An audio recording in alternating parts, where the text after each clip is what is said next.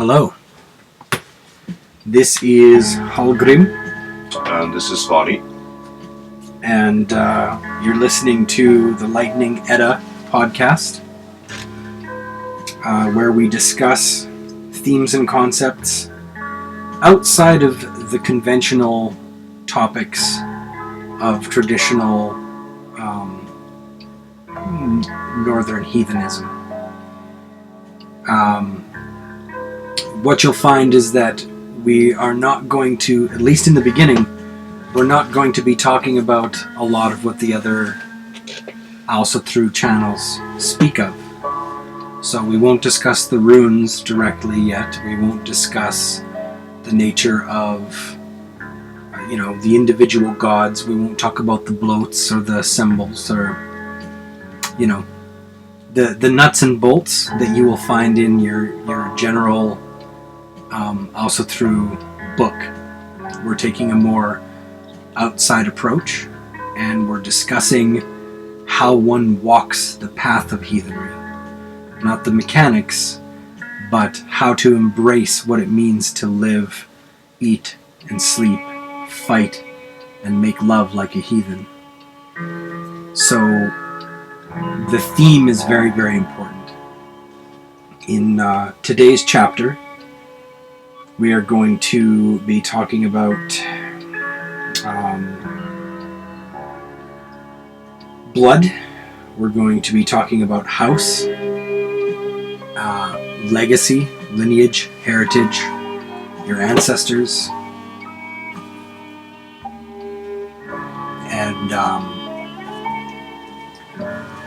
and how that affects everything that we do.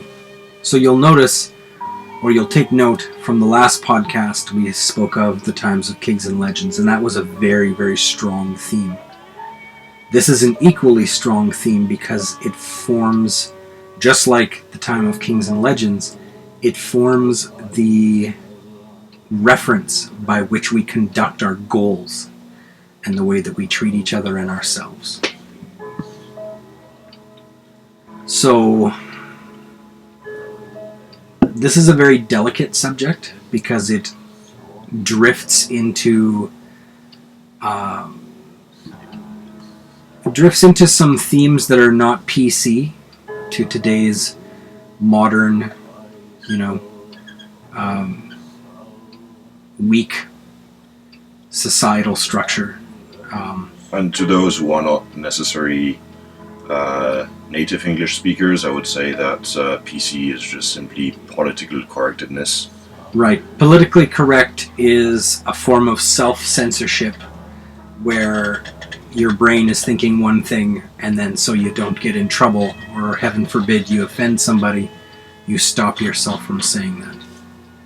I don't like to do that. I don't like to censor myself as much as possible. Of course, to maintain good relationships with people, sometimes you do have to bite your tongue, but generally speaking, if you have good relationships, you should be able to speak freely and openly. So let's get down to the nitty-gritty and talk about our blood, because blood is the key concept. If we live the reality that we are the sons of the gods, we are the sons and daughters of the Aesir and the Vanir, then we understand, we internalize that we have a birthright. We have a destiny, we have a cause, we have a place here in Midgard. And it's important. And I'd say even more so than the place we have a right to be. Absolutely. And it's very important for us to have a context, to have a compass with which to steer our sense of purpose. Now, as usual, I'm going to start smack talking modern civilization, so bear with me. In today's society, here in the West, people feel very isolated. They feel very alone. They feel like they are separate, and this could be for many, many reasons. I'd attribute it mostly to the myth perpetrated by the model of the atomic family.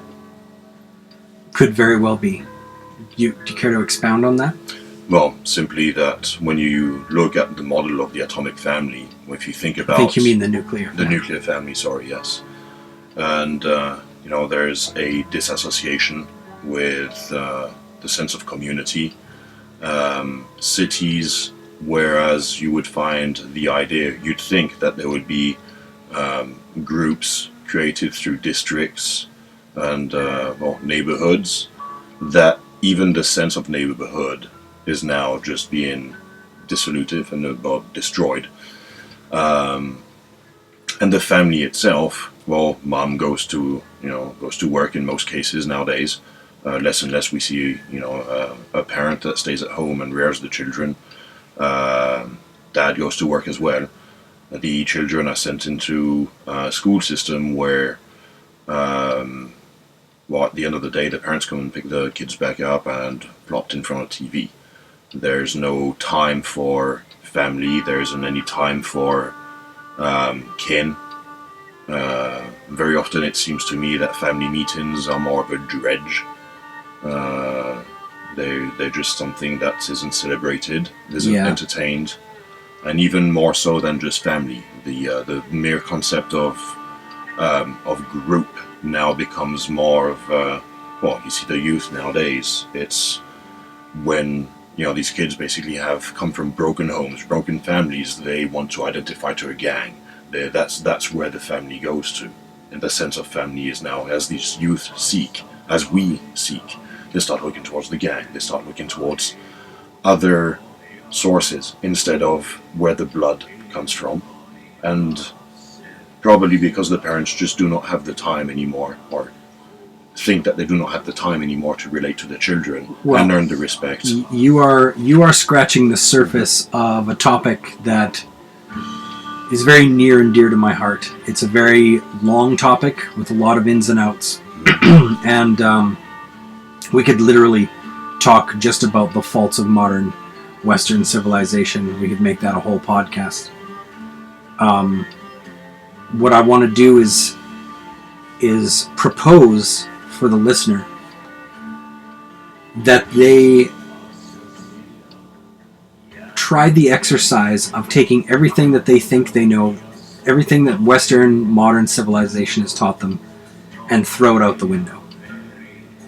And when you look around and you see all of the ailments, all of society's ailments, we're all taught that it's an economic disparity, or it's a class disparity, and all these kinds of things.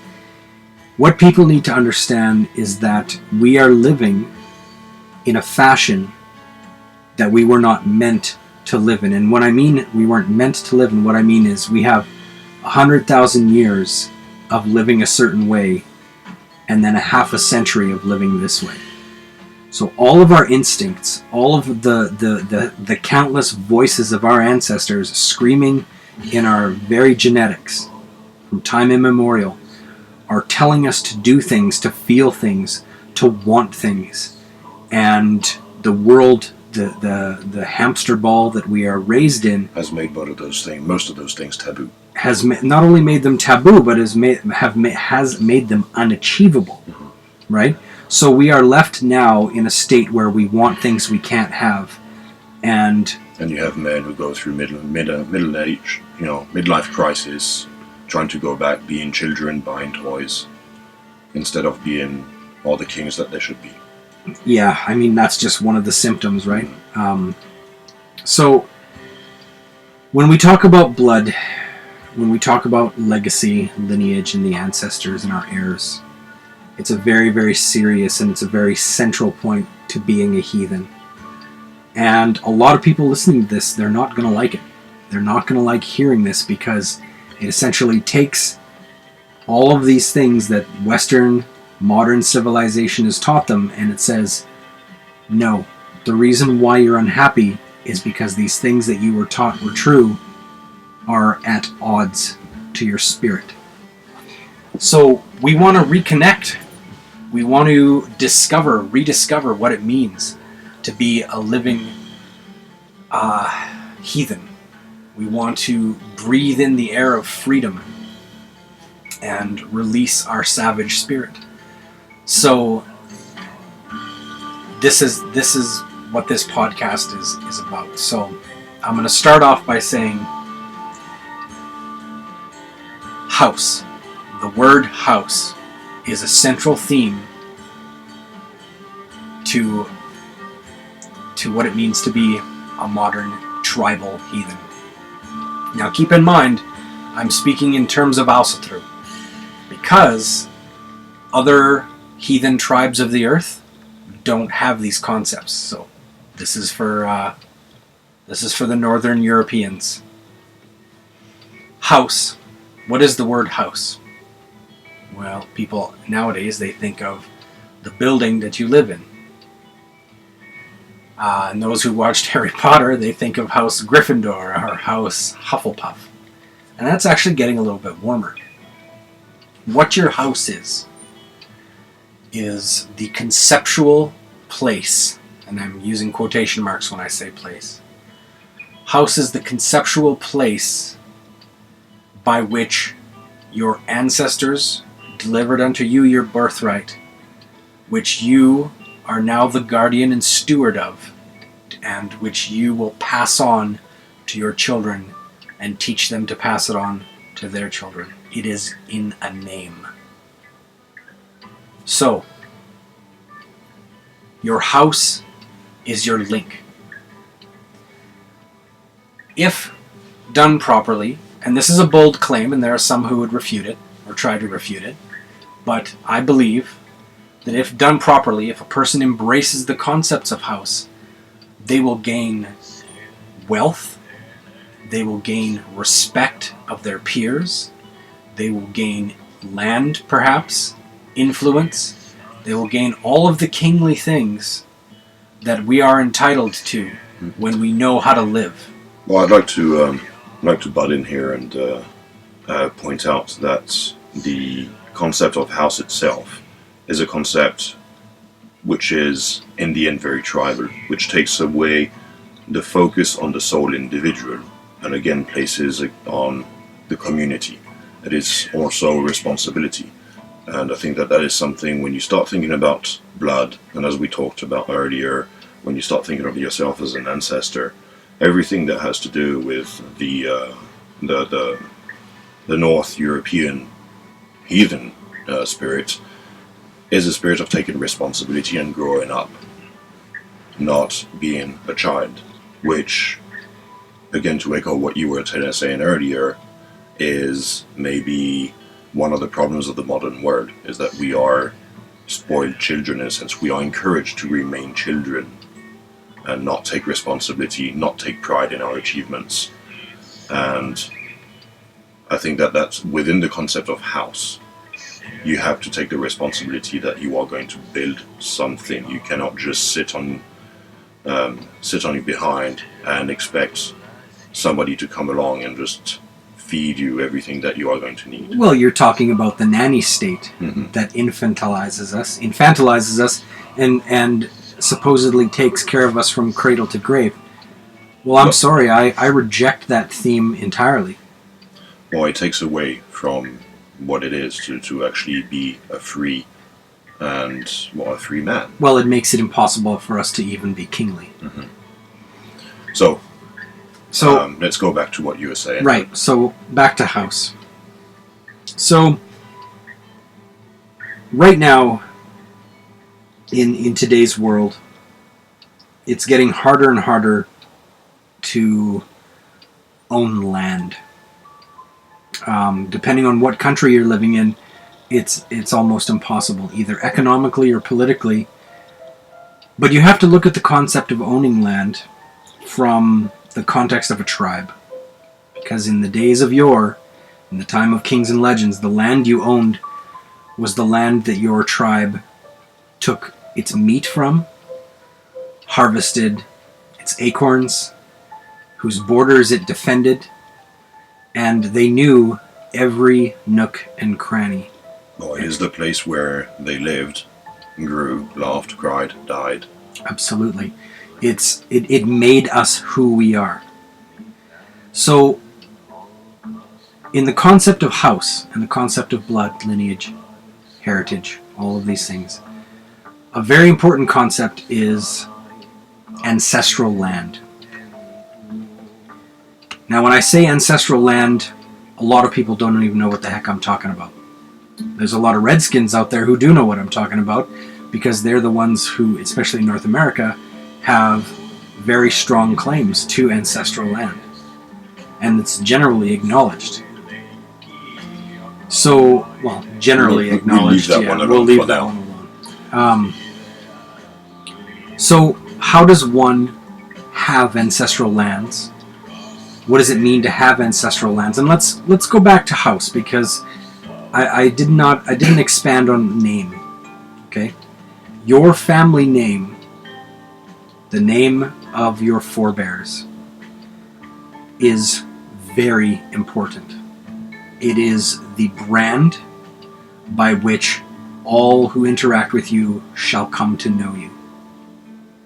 It is given to you by your father and passed on down by you to your children. So, the ancestral lands and the name and house, all of these concepts are intimately tied together. Now, it can be something as simple as, let's say you're a heathen living on the outskirts of San Francisco, and let's say that your great-great-grandfather built, a brownstone house, a brick house, with his bare hands, and passed it down, and passed it down, and passed it down, and your great-great, grandfather and your great-grandfather and so forth, they grew up in this house. And when you look on the walls, you can see pencil marks where, the age that they were, the height that they were, at what age is marked on the kitchen wall or whatnot, bathroom wall, where there's a hole in the wall where the drunk uncle punched a hole in a post-wedding argument or something like that. Like, every home, every house has the story of your people, and it's extremely valuable. Don't discard it, and you must guard against others destroying it. Well, again, I'd like to point something out here, just maybe as a counterbalance to what you were saying, right? Because we have to address those of us who look back and, well, for lack of better words, are not exceedingly impressed with, maybe some of the later generations that sired us. And I think that is very important, and I believe that it was reflected in a certain degree with the Nordic tribes, the Scandinavian tribes and clans, where one could strike out and make a name for himself. And again, I think that there is, again, the responsibility, it's up to ourselves as well to make it so that the names that we bear and that we will give to our children, whether they come from the mother, whether they come from the father, be a name that you can be proud of bearing, be in a name where you can say, I am proud of being of this, of being the son of this person. And yeah, so I mean, again, it comes down to this responsibility. And I think that people should not be afraid. I mean, they should take the time, and I'm sure that you can attest to this, and do some soul searching, but before undertaking the action of striking out and deciding, okay, I am going to build something. I'm going to start from scratch. I'm going to be the first founding stone in this new family, this new blood. Or this new house, I should rather say. Well, that's an excellent thing to bring up, because as a modern heathen, because Asatru is a rediscovery of our ancient roots, we have 1,000 years of shit and abuse, from an invading religion and an invading culture that we have to nurture ourselves out of. Now, don't get me wrong, because there are certain values that our people imparted to that, which echoed back within those circles. However, you're absolutely right. When you decide to become a heathen, when you decide to become kingly, when you decide to be the person that you were meant to be, that the gods want you to be, that your ancient ancestors dreamt for you to be, right? You have to weigh all things. And if you find that your family is an anathema or the opposite of what it is that you want to represent as a heathen, then you'll know what to do. This being said, though, I would put forth the idea that we're not telling people to just, well, okay, you're not happy with Ma and Pa just having regular jobs and just being quote unquote average people, so turn your back on them, strike out on your own. I think it's also as part of a heathen, if you are lucky enough that you are able to awaken this savage heart and to start living with, alongside the pounding rhythm of this brand new heart, whether it be through the throes of passion, where it's just going to be pounding like thunder, or the more calmer moments where it'll be almost a bit of a whisper. It is up to you as well to try and share this with people, and imagine the rewards if Ma and Pa are just regular people, average Joe, and that if you are able, through your own actions, through your own life, to start awakening that savage heart in them too. Right? So I'm not saying that everybody can do it, but before striking out, think about that as well. It is, in a sense, they are still your family. Even if you're not very proud, it is up to you to try and change this. To take an example of somebody who's not from our culture, who's not from our blood, I would have to quote Gandhi: "Be the change that you want to see in the world." You want your family to be better. If you have the ability, don't turn your back on them before he's trying. Now, on the same hand, recognize that you don't lose yourself in that either. There comes a point and a time where you have to do the hard decision, and maybe you have to cut them out. Well, here's the most important thing to keep in mind. We're talking about an unbroken chain. Mm-hmm. One day, if you do your job right as a heathen, you will have heirs. You will make children. And you will raise them in a way that will make modern men tremble. You know what I mean? They will be an example of men of days of yore, right? They will be living a life so rich and full of what our gods had in mind for us, that men will tremble, and women will as well, in different ways. So one thing that you must guard against, in order to raise your children properly, you cannot let poison drip into their ear. If you can't if you can't awaken the savage heart in your relatives, and every chance they get, they're going to try and usurp or stifle or poison what you're trying to do with your children. Well, I can't think of a more tragic thing, to be honest. No, it is sad. It is very sad. And that's something that you must be on guard of. And so actually, this is a good segue, because this kind of brings into focus the importance of, once again, of house, but also one house's relation to another house. You see, every heathen who comes into an Ausatru community, small or large, represents their house. Their deeds will reflect their name. This community, and this is so important, these are the people who you want to tell stories with. These are people who you want to pass the horn of mead with. These are people who you want to practice your skill of arms with, and do all the things that awaken the savage heart. the coming together of different houses to bolster and to enrich each other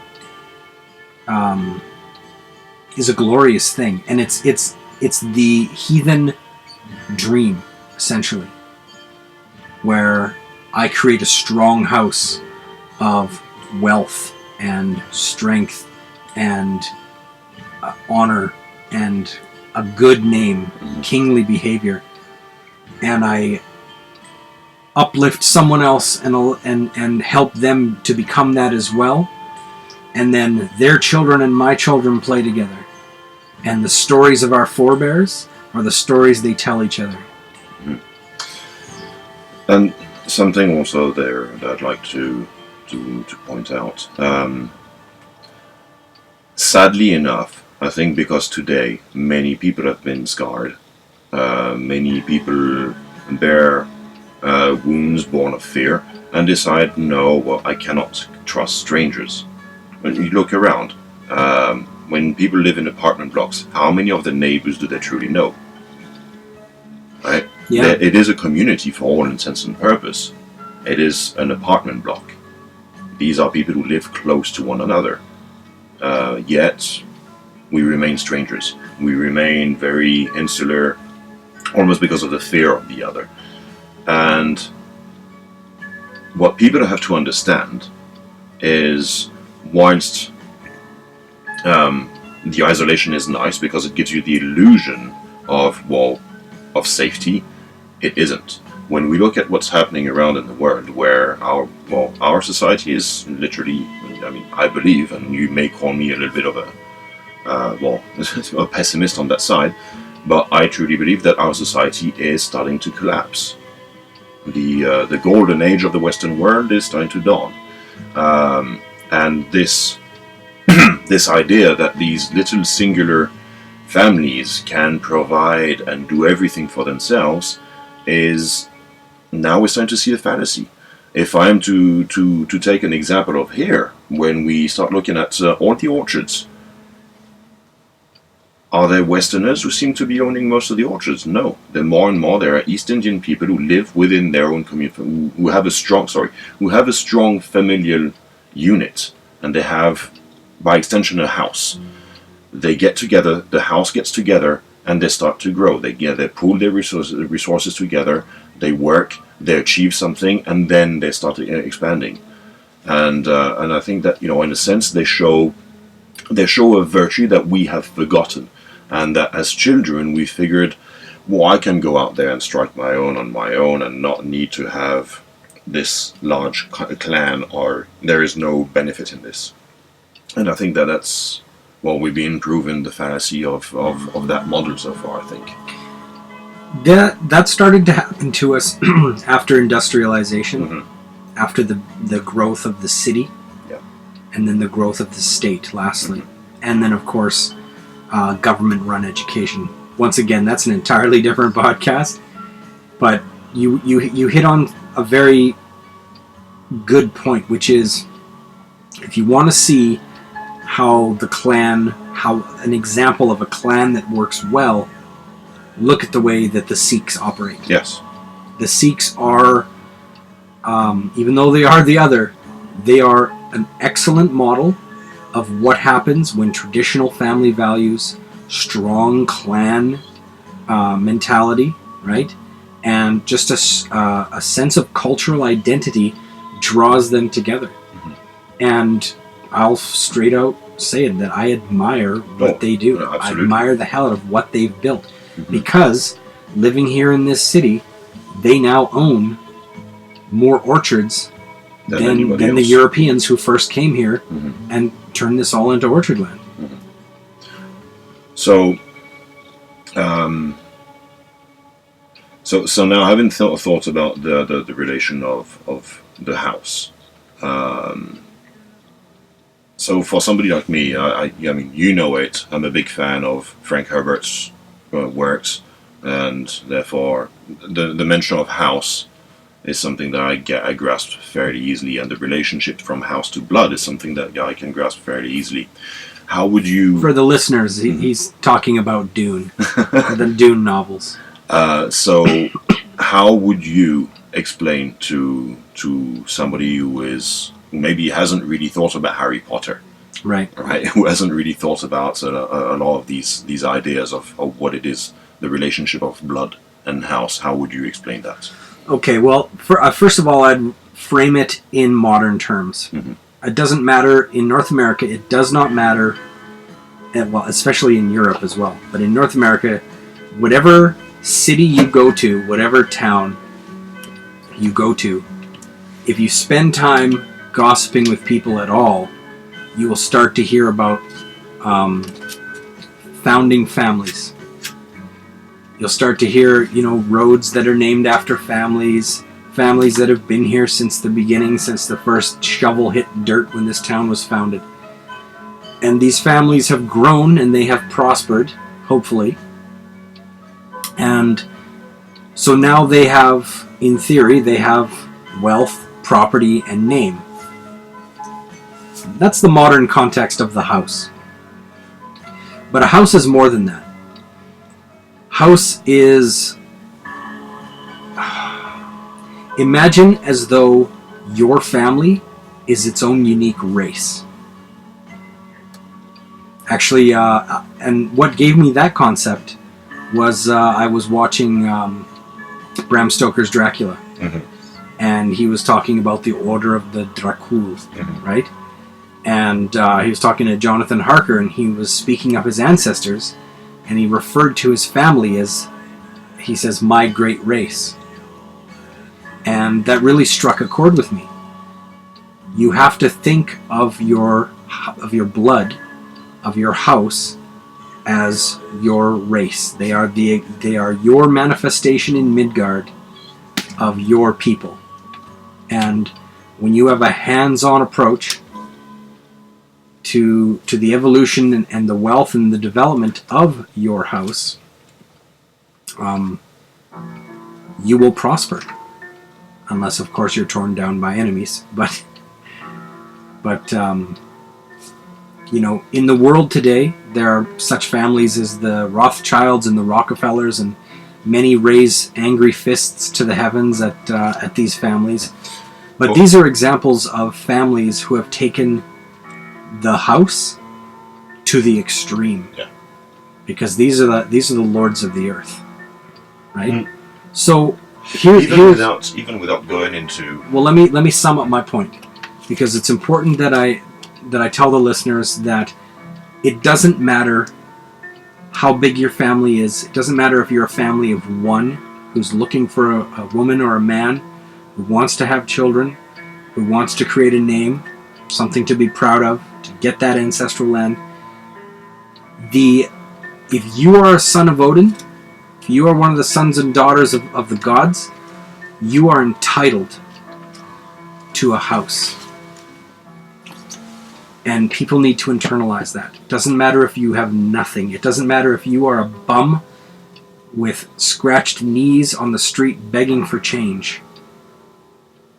You are entitled to house.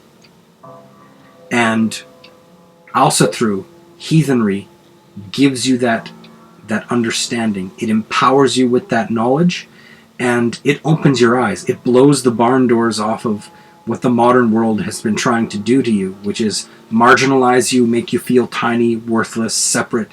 When I look up at the stars, how many times have you heard people say when they look up into the sky how insignificant they feel? And I laugh my ass off. I think to myself, what a foolish and small way to think. Because we are living, breathing embodiments of the gods. In Midgard, staring up at the heavens, relating to the heavens, internalizing them. We're not small. We're not insignificant. Right? We are the fire in the eyes of Odin. Well, eye of Odin, I guess. Mm-hmm. You understand what I'm saying? More so when you say that it entitles us to the right of house. Again, I mean, you know me. I'm a big proponent of saying that you have to earn your stay. And what I would add to this is that being a heathen and relating to our culture, we have the boon of having stories. Like every culture has their own stories, but for now we'll talk about us. And these stories are the tools by which you can rightfully say, I have this right, I have this entitlement. The stories are there to give us the tools to be kingly instead, and not just be, well, little tiny insignificant things. Wretched. I agree 100%. The stories of our people, the sagas, the Eddas, all of those things, all of those wonderful stories, even the ones written, in the last couple hundred years, there's some remarkable works of fiction that really embrace what it means to be a Northman. Well, as you've exemplified with Tolkien, for example, on the last podcast, yes, which would be a very good starting point for one to start opening up rekindling oneself with the sense of wonder. I would agree. But the stories in the sagas are the gods speaking to us. And I'm speaking, very metaphysical, but all you need to know are in those stories. The follies of men, the triumphs, the trials, profound friendships and great loves, heinous betrayals, all of these things that make us mortal, the things that make us men of the earth, men of Midgard, they're embodied in these stories. So you're right when you say that part of coming to understand what it means to have a house and to earn I guess that big push in the right direction comes from research, comes from not just research. That's such a shallow rediscovery. It's a shallow way to put it. I would say an absorption, right? So the other thing also where I like in a certain way the poetry of what we talk about blood is also when we start looking into something like genetic memory. I personally believe in genetic memory. There's a lot of things out there that I'm sure that disprove it. But at the same time, there's a lot of arguments that prove it. So in the end, I've made my own choice, whether or not it's an enlightened one or not. That is out of the question. But there is something that is absolutely brilliant about all of this, is, again, that we have to understand from the moment that we talk about genetic memory, not only are we the sum of all of those who have come before us, but also we have within us the gift of etching our own stories within the bloodline and etching our own, what we will pass on within the bloodline. And, I think that basically we are writing a story every day. Every day of our lives has the gift of storytelling in it, just by what runs within ourselves. That is a very deep and profound thing that you just said, because what you just described was the why become a heathen. What you just summed up beautifully was was for the person who is sitting down listening to this and saying, well, these concepts, they seem so convoluted, or they seem outside of the realm of reality, they seem like fantasy. Why would I bother going down this hard road? Why would I put myself through this? And you just summed it up perfectly. This is how we become more than what the world told us we could be. And I would encourage everybody listening who's a Northern European, all my white folk, reflect and ask yourself, where do you come from? When was the last ancestor of yours who held a sword in his hands? And more so, for people of other cultures, other genetic backgrounds, it's the same. It is. I believe that is something which is universal to humankind. It doesn't matter if your ancestors follow the red road. Not how many of them nowadays are, of the natives, the First Nations, are losing themselves in the modern miasma when they have such a rich culture as well. And I think that it doesn't limit limit itself to us as a concept. It limits, it expands and englobes, envelops all other cultures around. And I think that's something that's very important also to keep in mind. Well, you're speaking of the benefits of heathenry in general for all tribal people. Yes. Yeah, absolutely. I try to stay Eurocentric. Well, therein is the thing, is that we do not have to look upon other cultures and be envious. We have so much already. All we need to do is take the time and breathe it in. So people might start asking, well, where do I go? Where do I start? Well, just asking yourself the question, what are the stories of my people, is the start. From there, you need only start looking, all right, where does my line come from? Are we actually originally Keltoi? Are we Anglo-Saxons? Are we Gauls? Are we Norse? Are we Scandinavian? And from there, start digging. Or are we Hellenistic? And start digging into what the stories of your people are. Start just rekindle yourself with a sense of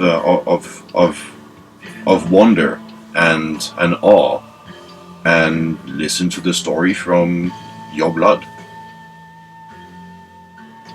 Well put. Well said. So, now let's talk about lineage. Well, not lineage. Let's talk about heirs.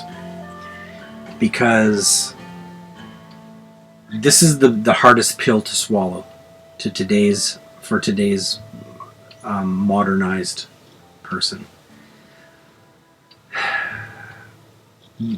Our population in the West has been declining. And a lot of people point to economic reasons, but there are social reasons as well. There's been a strong assault on the validity and the value of family. So many people I hear, they say, oh, my friends are my family, or something to that effect, but it never goes beyond that, and you never hear the oaths or the depths of what they mean by that, and then you never hear them speak of their other family as well from time to time. So I guess what I'm saying is, we as heathens need to understand that this is where I become non-PC, because we are nothing like Wiccans. Mm-hmm. Any person who tries to compare us to Wiccans needs to give their head a shake, because I'm not going to use the word conservative, because conservatives are associated with, well, dullards. Not saying that they're just associated with them. But the Wiccans are... That's actually, you know what? That's a topic for a whole nother podcast. I would imagine so. What I'm going to say is this. I'm going to say is, heathens, you need to start worrying about your house. You need to start worrying about your heirs. You need to work hard to come together, build strong relationships and make tribes with each other. You need to make babies. You need to make proud, strong, white-skinned babies. And teach them to be proud of their uniqueness. Teach them to be proud of their European history, of their forebears, teach them the runes, you teach them about the gods.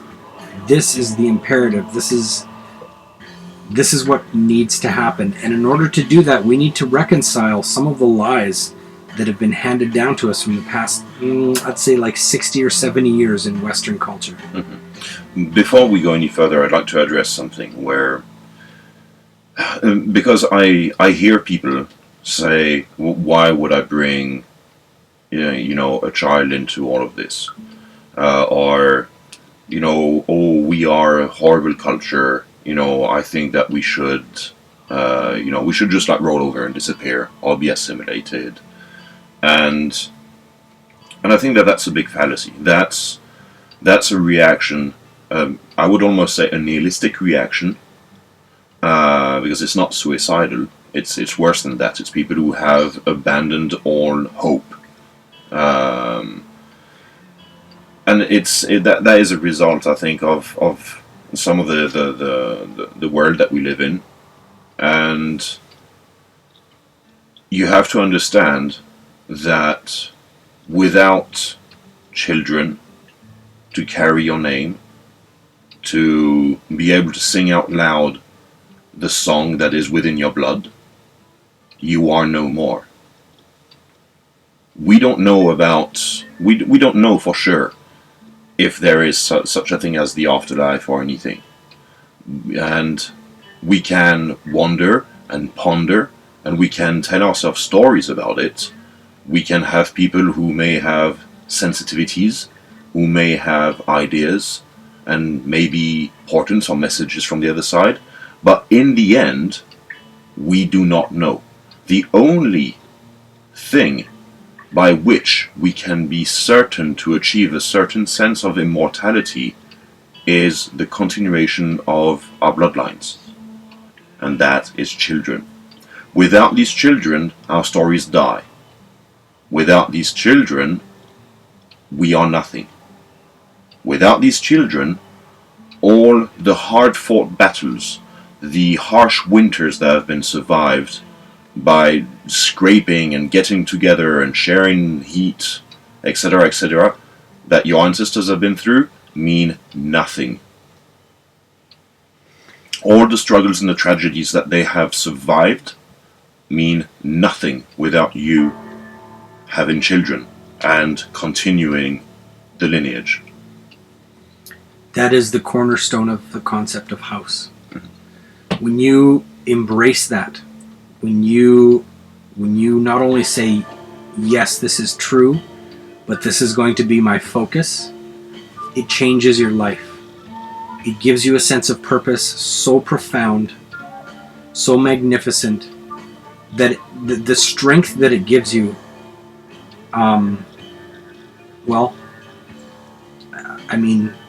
the wretched can only dream about. Mm-hmm. But, go. So this being said, a lot of people will start saying, oh, well, back in the olden days, it was easier to have a woman, to find a woman, or to find a partner, to find a good man.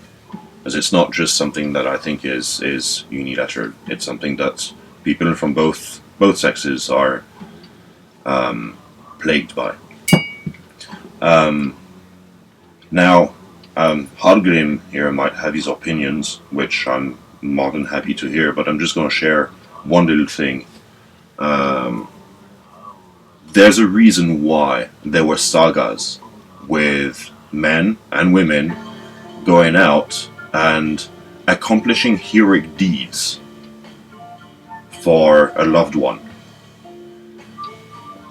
That means in itself that, in my opinion, it's not tougher today than it was back then. What appears to be tougher today is because, for most of us, we have forgotten to live as heroes. So, being a hero is not necessarily an easy thing.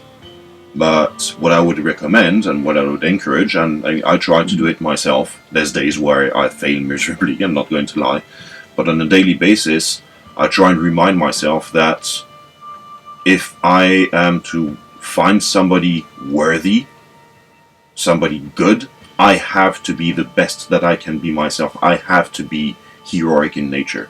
I have to be kingly.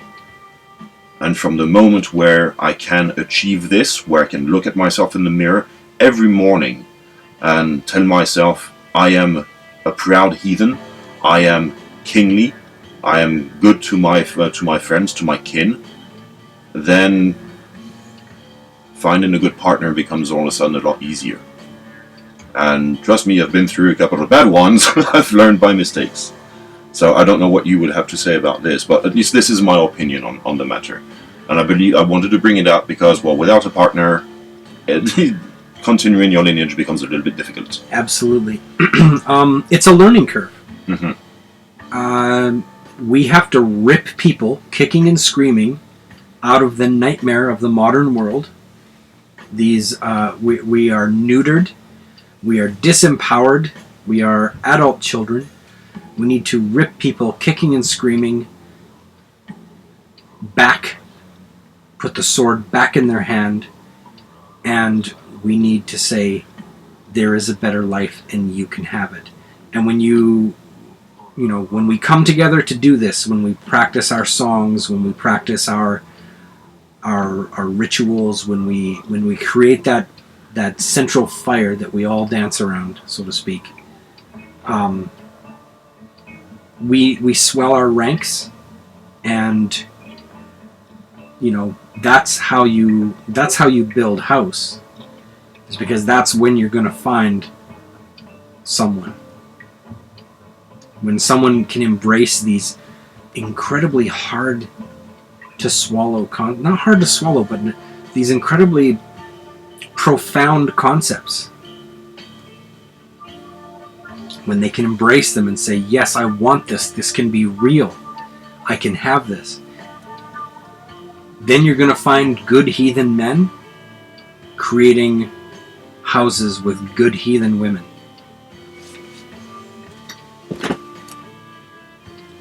And yeah, I fully agree on that.